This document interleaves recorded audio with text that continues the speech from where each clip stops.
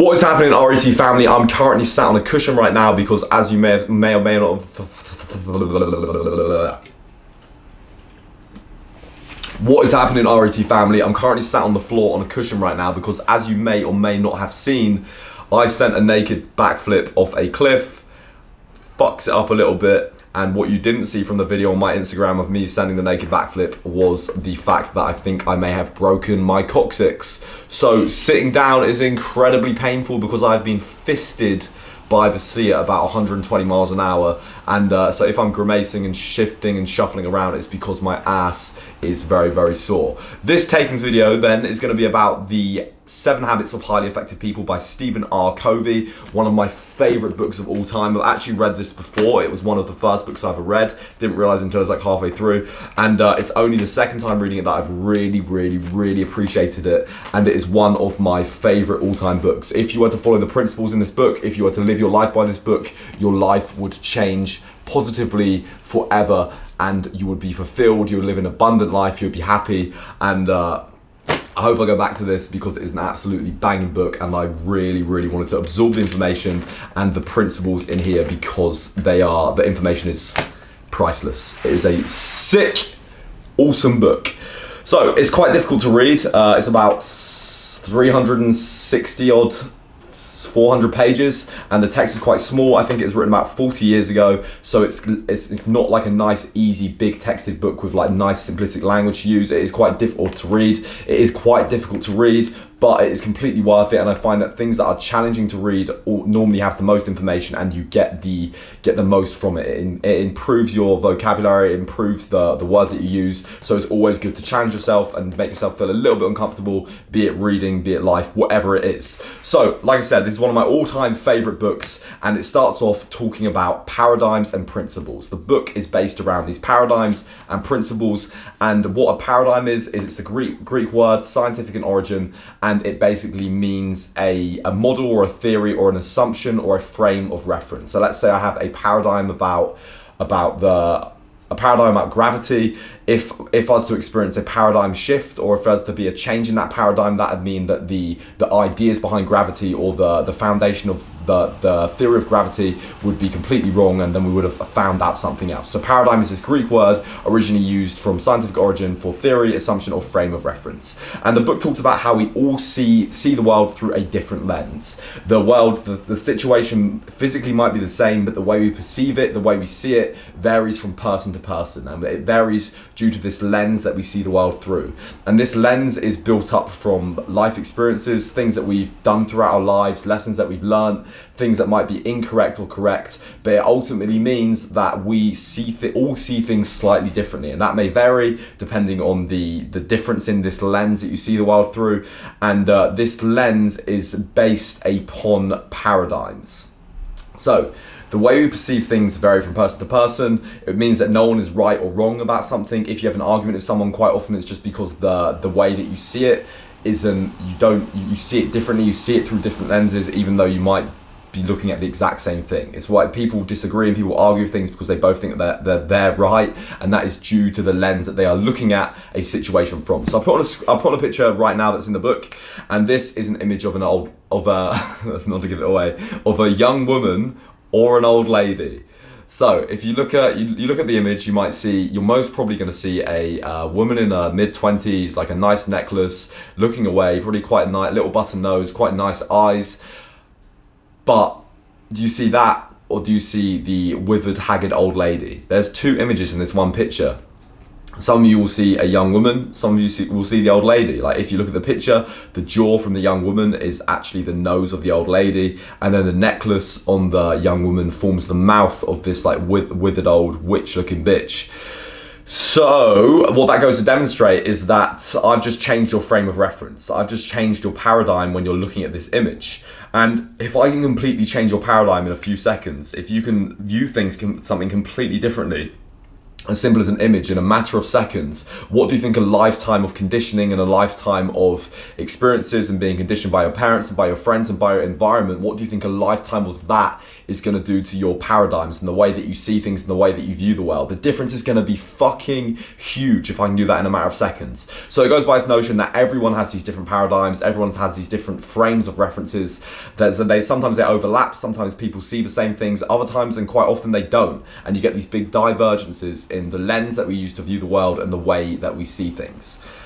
So, right, a few seconds looking at an image can completely change your paradigm of that image. So imagine what a lifetime of conditioning can do. Our influences throughout our life have all been built up and have an impact. So our influences have an impact on our frame of reference and the way that we see the world. These paradigms create the lens through which we see the world and ultimately determine if we succeed or if we fail at certain things. So our paradigms, the way we choose to perceive something, the way we see something based upon our past experiences determines the outcome and how we react, how we respond to it. Do we see a cup half full or do we see a cup half empty? That kind of mentality.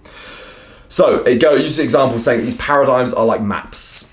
These paradigms are maps that guide us towards life, towards a destination, towards an end goal. And obviously we all have these destinations that we want to get to. We all aspire to be certain things, to do certain things, to act in a certain way. But the fact of the matter is that if we're following the wrong paradigms, we are never going to get there. If we're living by the wrong paradigms, if we're following the wrong map, it's like trying to get from one end of London to the other end of London using a map of New York. It doesn't matter how accurate the map is. If the map's of the wrong place, you're never going to fucking get there. So this book talks about basically shifting your mindset to these correct paradigms, or paradigms that are going to put you on a path to happiness and fulfillment and doing better in your life. And it goes over these 7 habits of highly effective people. So we can shift the paradigms, we can shift the map through a paradigm shift. The book starts by talking about this thing called the character ethic. And the character ethic is the idea that there are basic principles that we must live by in order to be successful and happy. The character ethic says that we must do this, we must live like this, we must see things this way, and that is the path to ultimate happiness. We can learn to integrate these principles into our character. So by integrating these principles and these things from the character ethic into our character, we are going to be better off, we're going to be happier, we are going to be better people. The 7 habits of highly effective people embody the fundamental principles of human effectiveness, aka the character ethic, and show you how to embody it into yourself. And over the book, we're shown what the correct principles to live with are and how they're going to help you or how they're going to put you on this path to success and happiness. So we're doing this in one take as per. I've got page 40 here because I'm going to read you out a page. So to demonstrate the power of paradigms, there's a little example in this book, and it gives this story or this tale. You might have heard it before. 2 battleships assigned to the training squadron had been at sea on maneuvers in heavy weather for several days. I was serving on the lead battleship and I was on watch on the bridge as the night fell. The visibility was poor with patchy fog, so the captain remained on the bridge to keep an eye out on all activities. Shortly after dark, the lookout on the wing of the bridge reported light bearing on the starboard bow. So they see a light at the front right of the ship. Starboard is right, bow is front. Lookout replied, "Steady, captain." Lookout replied, "Steady, captain," which meant we were on a collision course with that ship. The captain then called to the signalman, "Signal to the ship. We are on a collision course. Advise you to change course 20 degrees. Back came the signal. "Advisable for you to change course 20 degrees. The captain said, "Send. I am a captain. Change your course 20 degrees. "I am a seaman, second class," came the reply from the ship. "You had better change your course 20 degrees. By that time, the captain was furious. He spat out, "Send. I'm a battleship. Change your course 20 degrees. Back came the flashing light. "I'm a lighthouse," and the battleship changed its course. So what happened there was the captain experienced a paradigm shift. The way he saw things, the way he saw the world completely changed. So he originally thought he was seeing the world in one way. He thought that he was right. He thought his way was the only way he could see the situation or scenario, but he didn't have all the information. And from the paradigm of the lighthouse keeper, of the guy in the lighthouse, this battleship was going to sail straight into the rocks, and he was just trying to do his job. But because the captain had this sense of entitlement, he thought he knew all the information he didn't, their paradigms didn't align, it was going to cause an issue, aka they were going to get totaled on the rocks. So like that, your paradigms can be shifted, and it's worth noting or worth realizing that paradigms determine the way that we see the world and our interactions with the physical realm, and what occurs and what happens to how we live our life is based on these paradigms that vary, that we all have. And it's like I said, it's quite often the cause for lots of arguments and other things, because we might be seeing the same thing, but we see it in different ways. So the way we live is deeply ingrained in us. If we wish to become better, we must obtain a new way of thinking. We must see things from a different frame of reference. We must develop a paradigm based on the correct principles. We must get this frame of reference. We must develop these paradigms based upon the right things in order to get to this like happiness, fulfillment, and success. The Seven Habits is a principle-centered, character-based, inside-out approach to becoming better. So the book starts by talking about something called the maturity continuum, and it basically says that as an infant we are in this state of dependence, and it's this hierarchy, it's this state where we are dependent on everyone else. As an infant we are very low down on this maturity continuum, and as we get older, as we develop as people, we gradually we climb the stairs, climb the ladder of this maturity continuum, and we can get to other stages. So if you're very low down this continuum, it doesn't matter what your age is. Certain people, adults, are like this as well. If you're not in a very good place mentally, or if you're coming from like a low abundance, low vibration energy state, you're going to be dependent. If you're a baby, you're going to be dependent. You're dependent on other people. You live by the notion of everything is about you. You're like a baby. The paradigm is me, I. Everything is always your fault, and nothing's ever my fault. I rely on you to do this. I'm dependent on other people for my things. My emotions depend on other people. I rely on other people to do everything for me, and I do not take responsibility for things. So that is the lowest state on the maturity continuum. The next stage that you can move up to is independence. So that's all about me. That's I can do this. I'm responsible for this. I'm responsible for the situation. It's basically taking responsibility for your actions and responsibility for where you currently are. That's the next one up. That's pretty good. And then the third and final stage, the top of the hierarchy on the maturity continuum, is interdependence. So this is the highest level that can be achieved, and this is only achievable by having independence, and we have to work from dependence to independence to interdependence, and interdependence is where we can collaborate and work with other people and combine our independent strengths and combine our abilities and become something better and something great. So, getting what you want from life. I'm going to come back to the maturity continuum, so it's worth just noting or remembering getting what you want from life. Before we get into the habits as well, the book talks about something called production versus production capacity. And it gives an example of this goose. So a farmer has this goose, and the goose lays a golden egg. And the farmer's like, wow, the farmer's really poor, like a golden egg, amazing. He can sell the golden egg and get loads of money from it. And then it takes another month for the goose to lay another golden egg. And every month this goose lays one golden egg. The farmer gets greedy, and he decides that he wants all the golden eggs now that are inside the goose so he can sell them and make lots of money. Long story short, farmer kills the goose, cuts it open, and then there's no golden eggs inside. There's no golden eggs, the farmer has no more golden eggs, and he goes back to living this very poor life because he has killed the thing that is giving him this money. So this goes, Stephen R. Covey talks about this thing called production capacity.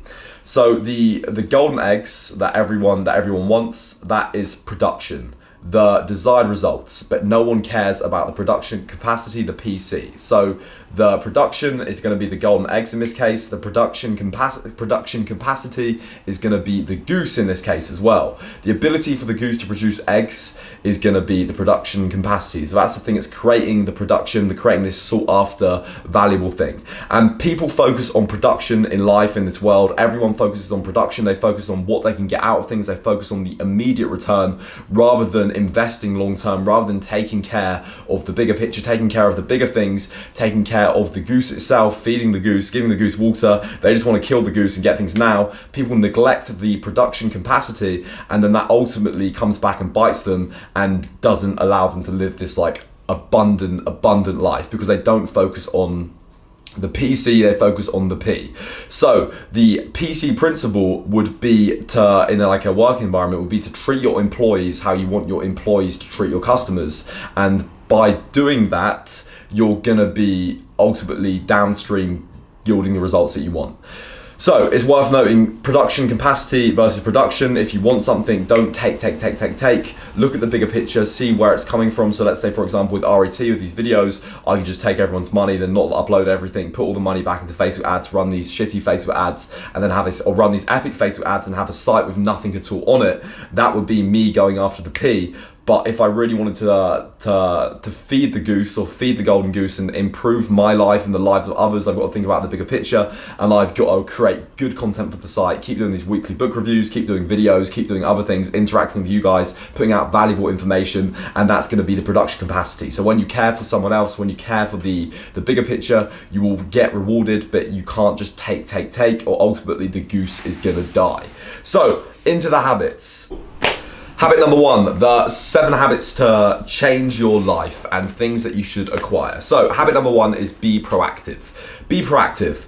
And this kind of comes down to, it's very similar to a lot of other things that I've read. It goes by, it kind of ties in with this notion of stoicism. And habit number 1, be proactive, is all about we are not our feelings and we are not our thoughts. We are not our feelings and we are not our thoughts. The ability to step back and see and observe our thoughts, like realize that maybe I'm feeling a bit anxious, maybe I'm feeling a bit stressed, separates us from the animals. This self-awareness is what makes us human. So self-awareness enables us to see ourselves and view our paradigms, view these paradigms that we're living by, step back, have a look at them, see how we're feeling, view our feelings and thoughts. And this ability to do this means that we are able to change them. So by being proactive, we can proactively change the paradigms, view them, and live. And it is basically the first step to leveling up yourself. So in life, when we come across situations, when we come across events, what happens is there is a stimulus. So let's say I get an argument with Alex, and that would be the stimulus, or Alex shouts at me, that causes a stimulus, and there will be a response. So it's as simple as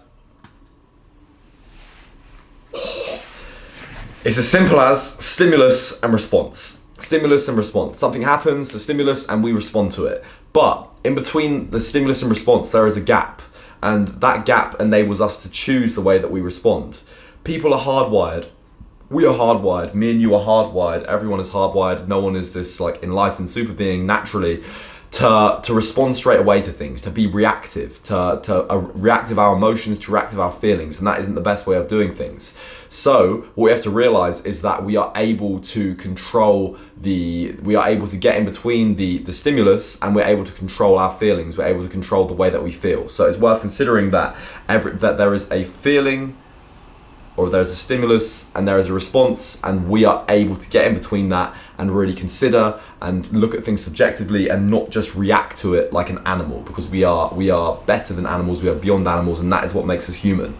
So there is a gap between that. And in the book, he uses an example of someone called Viktor Frankl, and he was a Jewish man in a Nazi concentration camp. I actually quite like this part of the book, I'll read it out to you. And Frankl was a determinist raised in the traditional Freudian psychology, which postulates, this is how complicated the book is to read, okay, so we'll slow it down. Between stimulus and response. Frankl was a determinist raised in the tradition of Freudian psychology, which postulates that whatever happens to you as a child shapes your character and personality and basically governs your whole life. The limits and parameters of your life are set, and basically you can't do much about it. Frankl was a psychiatrist, and a Jew. He was imprisoned in the death camps of Nazi Germany, where he experienced things that were so repugnant to our sense of decency that we shudder to even repeat them. His brothers, his parents, his wife died in the camps or were sent to the gas ovens. Except his sister, his entire family perished. Frankl himself suffered torture and immeasurable indignities, never knowing to the never knowing from one moment to the next if his path would lead to the ovens or if he would be among the few saved who would remove the bodies or shovel out the ashes of those so fated. One day, naked and alone in a small room, he began to become aware of what he later called the last of human freedoms. The last of human freedoms. The freedoms his Nazi captors could not take away. They could control his entire environment, they could do what they wanted to his body, but Viktor Frankl himself was a self-aware being who could remain intact. He could look as an observer at this very involvement. His basic identity was intact. He could decide within himself how all of this was going to affect him. He could choose his response. The stimulus was obviously all these atrocities, this torture, these horrible things happening, but he realized that he could choose how he took it, how he responded to it. Between what happened to him or the stimulus and his response to it was his freedom or the power to choose. So that is the last of human freedoms. And there's a lot of people throughout history that talk about this being in prison, that you have this ability to choose. And when you realize that, it's incredibly empowering and really, really shape your life. The book talks about reactive people versus proactive people. So reactive people are people that focus on things that they can't control, things that they can't change. They blame their problems, they blame their issues on external things, and they live and they're very reactive. So let's say something happens, they react emotionally, they fight fire with fire, and eye for an eye makes the world blind. Reactive people is what the majority of us are. It's just like conditioned into us, but that is not the best way to be. You want to be proactive, you want to focus on the things that you can have, you want to focus on the things that you can control, the things that you can change, and not worry and not care about the things that you can't, and not react to these emotional situations, because you will be able to rise above it. So most people focus on the things that they can't control. Effort minimizing brain. It's called the effort minimizing brain when we focus on the things that we can't control, because it's easier to justify our own shortcomings on external factors, our own failures, rather than maybe being responsible for it, being accountable, and realizing that, oh, maybe I could have responded differently to this and the outcome would have been more in my favor. It's much more easier to live in this state of denial and reactivity and blaming everything else on other people. But one of the biggest shifts to my mindset and my life I found, and one of the things that have benefited me the most, has been this realization that you don't have to be reactive to things, you can be unreactive. And it's this unreactivity, or when I'm in a very unreactive state, I'm great at arguments. Like, I don't get into arguments, but if someone's like reactive to me, they don't stand a fucking chance. And it's just very, very good for really subjectively solving problems. Habit 2 is begin with the end in mind. So there's another bit I want to read out of this book, practicing my public reading. And sit back, relax, and listen to this. Clear your mind of everything except what you will read and what I will invite you to do. Don't worry about your schedule, your business, your family, or your friends. Just focus with me and really open your mind. So sit down, relax, listen to my words. In your mind's eye, see yourself going to the funeral of a loved one. Picture yourself driving to the funeral parlor or chapel, parking the car and getting out. As you walk inside the building, you notice flowers, the soft organ music. You see faces of friends and family you pass along the way. You feel the shared sorrow of losing, the joy of having known, that radiates from the hearts of the people there. As you walk down to the front of the room, you look inside the casket. You suddenly come face to face with yourself. This is your funeral. 3 years from today, you are dead. All these people have come to honor you, to express feelings of love and appreciation for your life. As you take a seat and wait for the service to begin, you look at the program in your hand. There are to be 4 speakers. The first one is from your family, immediate and also extended. Children, brothers, sisters, nephews, nieces, aunties, uncles, cousins, and grandparents who have come from all over the country to attend. The second speaker is one of your close friends, someone who can give a sense of what you are like as a person. The third speaker is from your work or profession, and the fourth speaker is from your church or some community organisation that you have been involved in. Now think deeply. What would you like each of these speakers to say about you and your life? What kind of husband, wife, father, or mother would you like their words to reflect? What kind of son or daughter or cousin? What kind of friend? What kind of working associate? What character would you like them to have seen in you? What contributions, what achievements would you want them to remember? Look carefully at these people around you. What differences would you like to have made in their lives?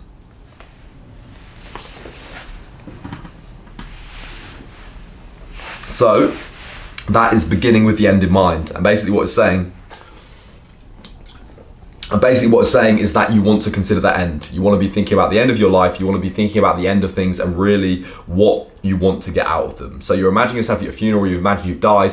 What are the people going to say about you? What legacy are you going to leave behind? What sort of a person have you been throughout your life? And are you on track for that right now? Like think about the impact you want to have on the lives of others. Are people going to say the things that you want them to say if you carry on going on this current life path at your funeral, or are they going to say different things? Are they not going to say he lived his life of abundance, he was giving, he was always positive, he was always happy, he was an inspiration? What are they going to say? And really consider what people are going to say and think about the end. Don't be obnoxious of your own mortality. Consider it and think and just basically live to fill those shoes, live to fill those boots.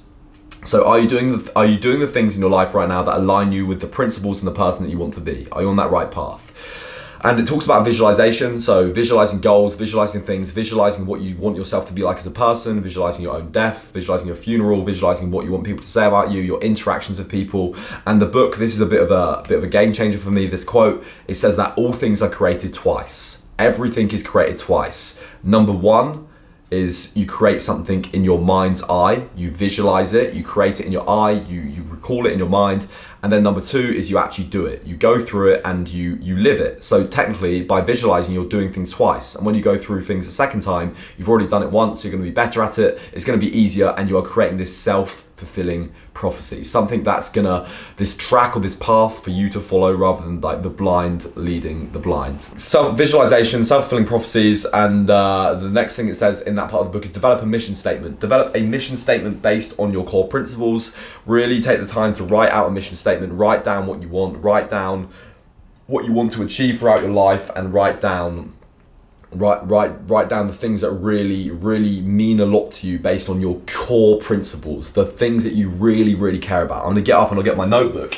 I'll read you my one that I wrote from this. It's worth doing, man. It's really worth doing. If you guys watch these videos and you stick out for them as well, fair fucking play, because I know they're long, I know they can be a bit tedious, but I always try and just share the information out of all the best things that I've learned from the books. So drop a comment down below, because comments are enabled right now if you're watching this, and I will get back to everyone. I will read every single one. And it's good to know that people watch them, because it's nice for me to go over the books and recall everything, and there is a lot of information here. So the mission statement I wrote is, my mission is to make the most out of life, be grateful and give so I can improve lives and become a person I would look up to. My mission is to make the most out of life, be grateful, give so I can improve lives and become a person I would look up to. So it's very personal to me. I thought about what I'd want people to say about me when I died. I want to give to others. I've got a purpose. I've got something that's bigger than myself. I want to improve the lives of other people, and I want to leave an impact and a lasting legacy. I'm beginning with the end in mind. You can't see the book anyway, it's all right. I've got some secret notes in there, some secret projects that you can't see. So on to number three. Habit number three is put the first things first. What things are most important to you? What things do you really care about? And I'll tell you to do this, right? What I've been doing recently is I've been reviewing every single week on a spreadsheet, on a document, and I've been writing down the things during the week that I've been writing down things I can improve on. I've been basically reviewing the week, tracking loads of data, loads of variables, and I've been writing down what I enjoyed most that week, what thing brought me the most fulfillment, the most happiness, the most joy. And every single week, it isn't like buying something new, it isn't a materialistic item. Every single week, it's going outside of my friends, it's seeing my family, it's the simple things, going for a walk with Tom or Alex, or going for a swim in the sea. It's the most simple things. So habit three, put the first things first. What's most important to you? Consider what's most important to you, and just make sure that you do it more often. Write down what brought you the most joy every single week, and then you can really get a picture in terms of what you love. So the most important things are going to be spending time with your loved ones, family, friends, taking care of your well-being. And we as people generally, we spend far too much time doing pointless tasks, procrastinating, doing meaningless things, emails, watching TV, just things that do not actually bring us joy. Like, why do we do them? We just do them to kill time, and you'll never get time back. So we have this disconnect between what we say we like doing, what we know we like doing, and how we actually choose to spend our time and allocate our time. And that can make us very unhappy without realizing it. If we're spending all day watching Netflix, doing fuck all, if we're scrolling through Instagram, if we're sat on the sofa doing jack shit, watching shitty Netflix TV shows, like you have this disconnect, and I can guarantee that it's not what you enjoy or like doing.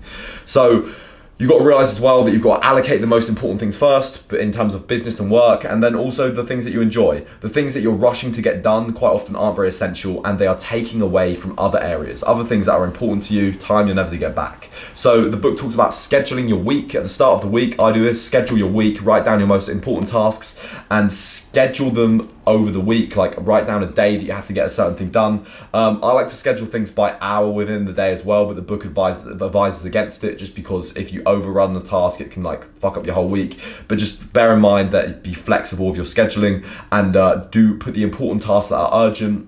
Prioritize those ones first. Next, do important tasks that aren't urgent. Those are quite often the ones that get neglected, the ones that are left behind, and just write down the tasks that you need to do. So those are the first 3 habits that we've got, and those are known as private victories. So habit 1, be proactive. Habit number 2, begin with the end in mind. Habit 3, put first things first. And those are private victories. Private victories, self-mastery, things that are going to move you or improve you as a person from a state of dependence, a state of blaming everything else on other people. It's all about nothing's my fault, to a state of independence, this next state on the maturity continuum.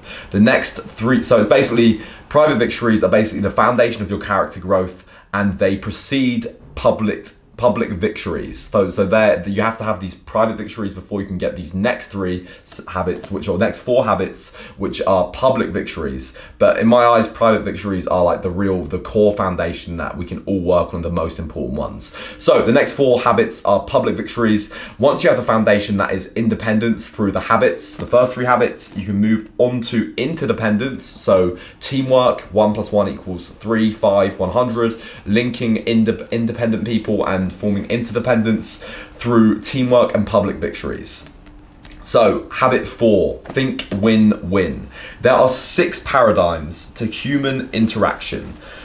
This book is like full of knowledge. That's why this video is going to be so long. There are 6 paradigms to human interaction, and those 6 paradigms are, the way that humans interact are based on, number 1, win-win. Number 1, win-lose. Number 3, can't count. Number 1, win-win. Number 2, win-lose. Number 3, lose-win. Number 4, lose-lose. Number 5, win. Number 6, win-win, and no deal. And basically what the book says is that the only way that really works, if we want to live this abundant lifestyle, if we want to live an amazing, like, good, fulfilling life where we do right by people, a life of integrity on the correct paradigms, the only paradigm of human interaction that actually works is win-win.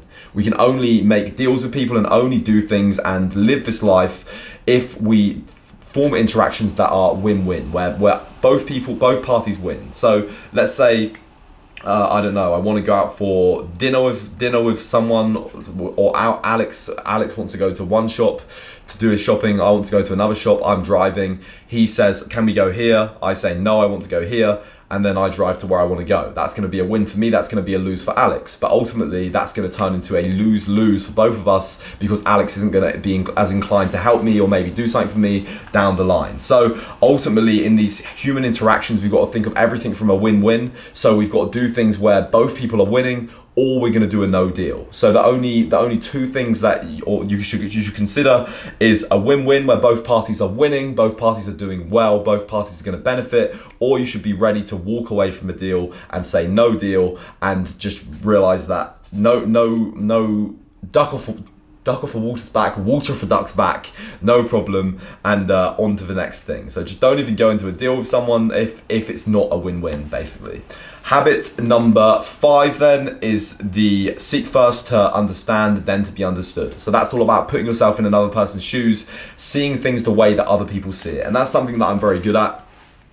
Sometimes I can really empathize with people. I can really see things from other people's point of views, other people's perspectives, and it means that I can really communicate with them well, or relate to them and get on with them well. So we talk waiting for our turn to reply. When we're engaged in a conversation with someone, we're constantly, all we care about is ourselves. All we care about is getting our point out. Have you ever had it where you're trying to talk, trying to have a conversation, and you know what you're going to say next, and the other person won't shut up, and you just want to get out what you're saying? We basically have these very selfish ways of communicating.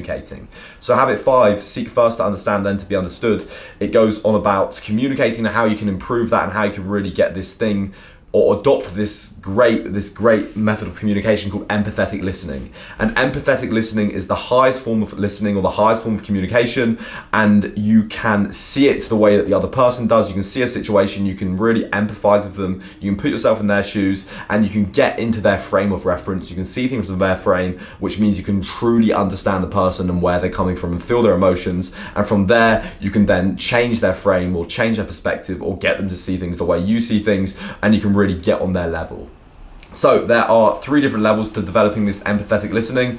Level number 1 is mimic what they say. So you're going to repeat what I say, you're just going to repeat it back to them, whatever they're saying, and that just basically shows you're listening, quite a low level. Level number 2 is rephrase the content. So in empathetic listening, if I'm talking to you, I'm going to rephrase what you've said back to me. I'm going to repeat it, but I'm going to change it very slightly just to show that I have a deep understanding. This is more effective than mimicking what they say. Number 3, the most effective way, is tell them how they must feel. Rephrase what they say and be like, oh, that must make you feel really upset, or oh, I can really empathize with them, feel what they feel, put yourself in their frame, and then that is the strongest way of adopting this empathetic listening, by really listening. The way I think of it when I'm having a conversation with someone is, imagine you're repeating back everything that they say back to them. So in my head, I'm going to imagine that I'm going to be tested on what they say, and I find that it really puts yourself in the same frame as that person, or it really makes you engage in listening, and everyone just wants to be listened to at the end of the day. Habit 6 is synergize. So that's going on about interdependence. So when numerous teamwork, so when independent people get together, they form this thing called interdependence, and it's this incredibly powerful thing where 1 + 1 = 3, 10, or even 100. So you get these differences between people, and you celebrate these differences, whatever they may be, from a mental point of view, and you use these strengths, these differences between people, these differences between independent people who are independent on their own by themselves. You bring them together, and you create this team, and you synergize them, and you work together and get a much better output. So it's all about working together to create something better, developing interdependence. Habit number 7, last but not least, is wrapping all the habits together, and that is sharpening the saw. So the book uses the analogy of someone trying to cut down a tree. You see someone trying to cut down a tree with this incredibly blunt saw, and they're going really, really slow. It's not really getting anywhere, and it's going to take them about 6 hours to cut down this tree. So you say to him, like, why didn't you just, here's a saw sharpener, why didn't you just start sharpen your saw? He looks at you and says, I don't have time for that. I've got to cut down this tree. Like, it might take him 20 minutes to sharpen the saw, which will make the tree, you can cut down the tree in another 20 minutes. But because he's so obsessed with the task in hand, he doesn't take a step back and learn how to optimize it or do it more efficiently, which will ultimately save him 10 times as much time. So, sharpening the saw.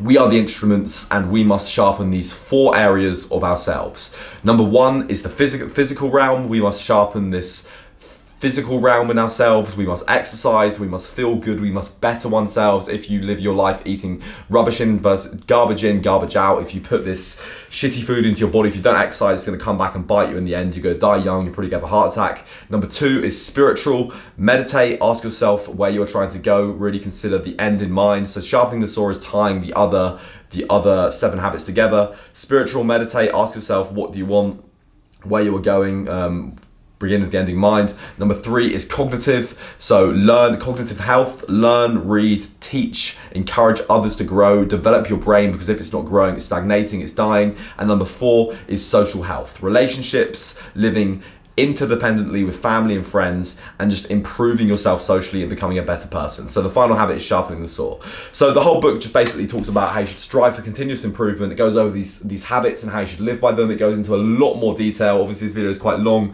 but the book is packed full of knowledge. So live these habits and make them part of your life, make them part of your routine. Teach these habits to other people, explain them to them, read the book, explain it to your friends, explain it to your family, go back to the book and instill these habits deep within yourself to change your life. The 7 habits of highly effective people, absolutely banging.